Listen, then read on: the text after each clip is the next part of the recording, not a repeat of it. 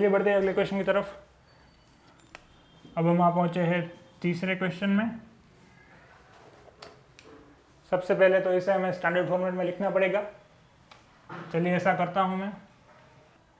दूसरा इक्वेशन लिखते हैं, या आप इसे दो तरीके से कर सकते हैं, मैं आपको दोनों तरीके बताता हूँ।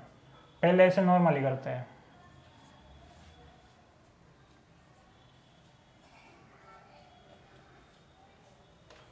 अब सिंपली a1 a2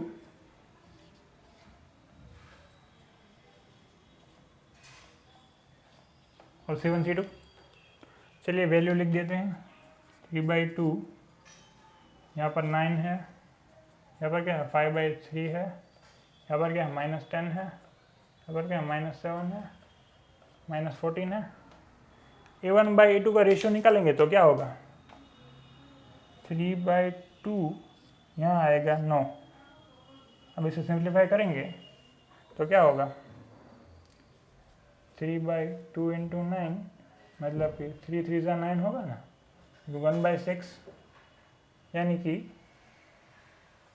a1/a2 हमें कितना मिला है, 1/6 मिला। ठीक है, अब b1/b2 को ढूंढ निकाल लेते हैं।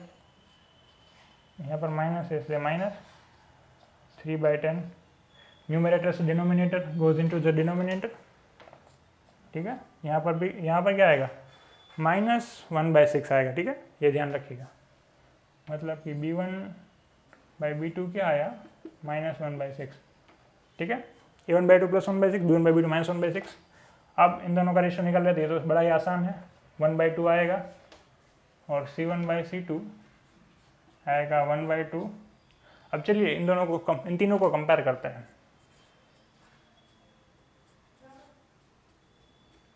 ये तीनों आपस में मैच नहीं करते, मतलब a1/a2 is not equals to b1/b2 is not equals to c1/c2। ठीक है, इस वाले केस में होगा क्या, ये वाला केस है, a1/a2 is not equals to b1/b2, और तीसरे वाले लिखने की कोई ज़रूरत है नहीं। ठीक है, अगर ऐसा हो तो जो आपको लाइन दी गई है ये तीसरे वाली, वो इंटरसेक्ट करेगी। ठीक है, मतलब कि ऐसी होगी तो आपको एक पॉइंट में इंटरसेक्ट करेगी। ठीक है, तो आपको सॉल्यूशन पॉसिबल होगा। अगर सॉल्यूशन पॉसिबल है तो जो आपको लाइन दी गई है वो कंसिस्टेंट है, उसे कंसिस्टेंट पेयर ऑफ लाइन कहा जाता है। मतलब ये तीसरी वाली जो है वहाँ मैं सी लिख देता हूँ। ठीक है, सिंपली हमने a1/2 b1/b2 का रेशियो निकाल लिया, उसके बाद सोल्व कर लिया। अब आप इसे दूसरे तरीके से भी कर सकते हैं, वो मैं दिखाता हूँ। ठीक है, चलिए आगे करते हैं दूसरी मेथड की ओर। यहाँ पर आपको क्या करना है, सिंपल यहाँ पर ये जो फ्रैक्शन है उसे हम सिंप्लीफाई कर देंगे ताकि आपको रेशियो निकालने में आसानी हो।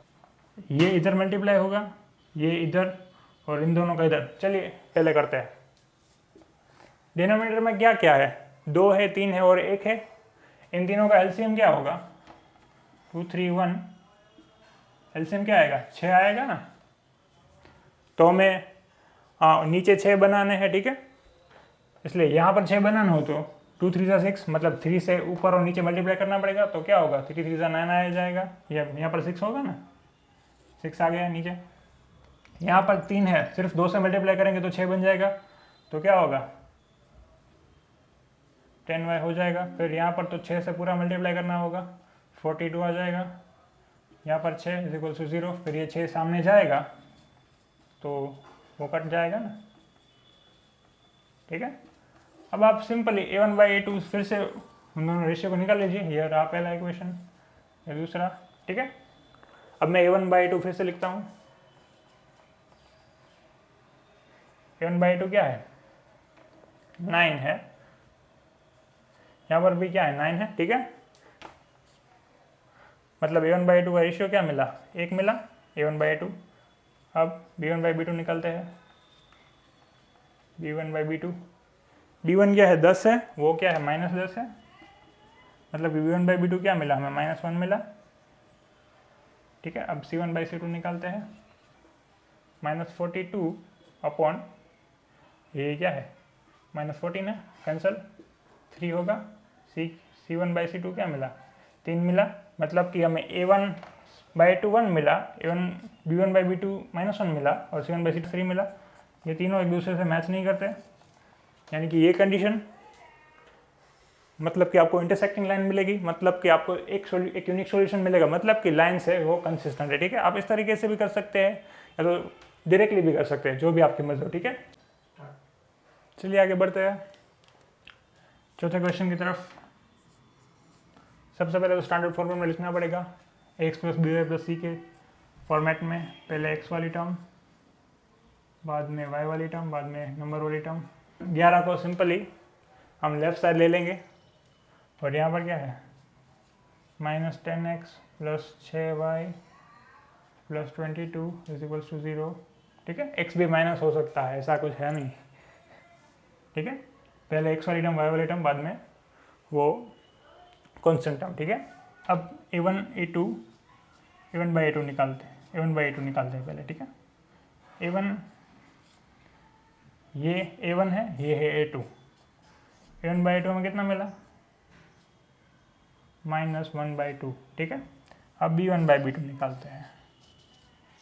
b1 क्या है, ये कोफिशिएंट, b2 क्या है, ये दूसरा, मतलब कि y का कोफिशिएंट, और पहले वाले इक्वेशन में वो b1 और दूसरे वाले इक्वेशन में होगा वो होगा b2। यहाँ पर क्या होगा, फिर से -1/2 मिला। चलिए c1 का देख लेते हैं। यहाँ पर क्या होगा -11/22, जो तीसरी बची वो कॉन्स्टेंट टर्म, ये -11 c1, ये 22 c2, क्या होगा -1/2, मतलब कि a1 by a2 is equals to b1 by b2 is equals to c1 by c2, क्योंकि हमें जो रेशियो मिले हैं वो तीनों के लिए -1/2 है।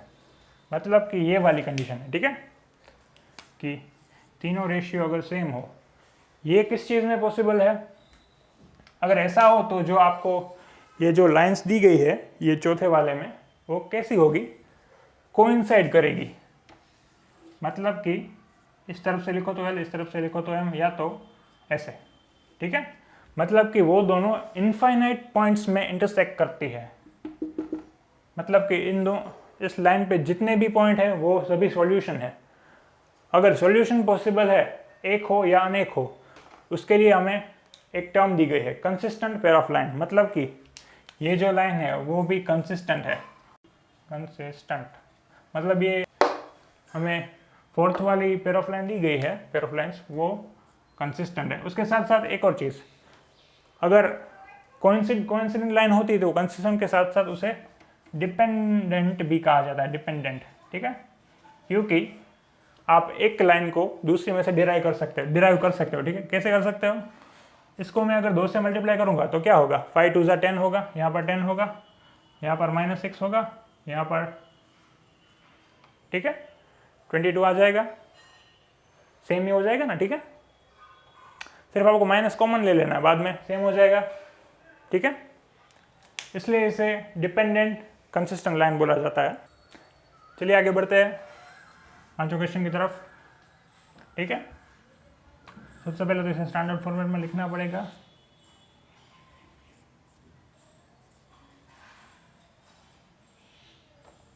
ये 8 इस तरफ आएगा तो माइनस। ठीक है, आप इसे सिंप्लीफाई करना चाहे तो कर सकते हैं, या तो ऐसे ही रख सकते हैं। ठीक है, मैं इसलिए इसमें ऐसे ही रख रहा हूँ। ठीक है, कोई दिक्कत की बात है नहीं।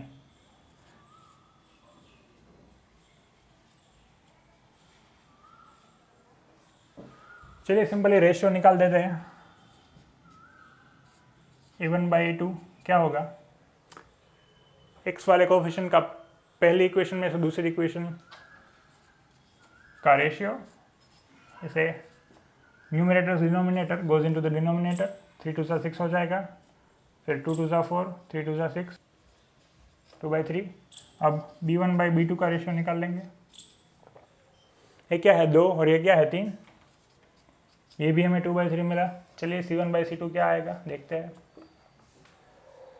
ये है 8 और ये है -8 और ये है -12, माइनस माइनस कट, 4 2 8, 4 3 12, ये भी 2/3 आया। मतलब कि इस वाले केस में 2/3 is equals to 2/3 is equals to 2/3, मतलब कि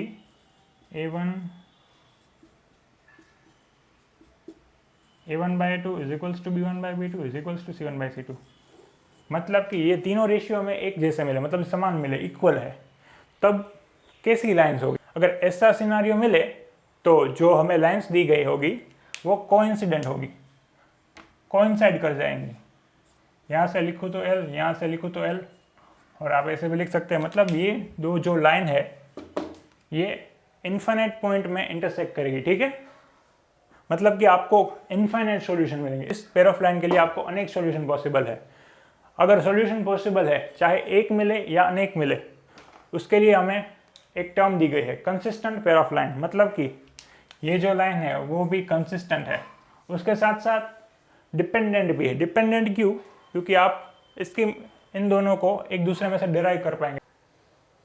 तो इस वाले क्वेश्चन में हमें क्या करना था? सिर्फ a1/a2, b1/b2 और c1/c2 का रेशियो निकालना था और उसकी मदद से कंपेयर करना था और बताना था कि आपको जो पेयर ऑफ लाइंस दी गई वो कंसिस्टेंट है या इनकंसिस्टेंट। सिर्फ उतना ही करना था। तो पहले वाले केस में हमने कंसिस्टेंट लाइन मिली, दूसरे वाले केस में हमें इनकंसिस्टेंट लाइन मिली, तीसरे वाले में हमें कंसिस्टेंट लाइन मिली, चौथे और पांचवें में दोनों हमें कंसिस्टेंट और डिपेंडेंट।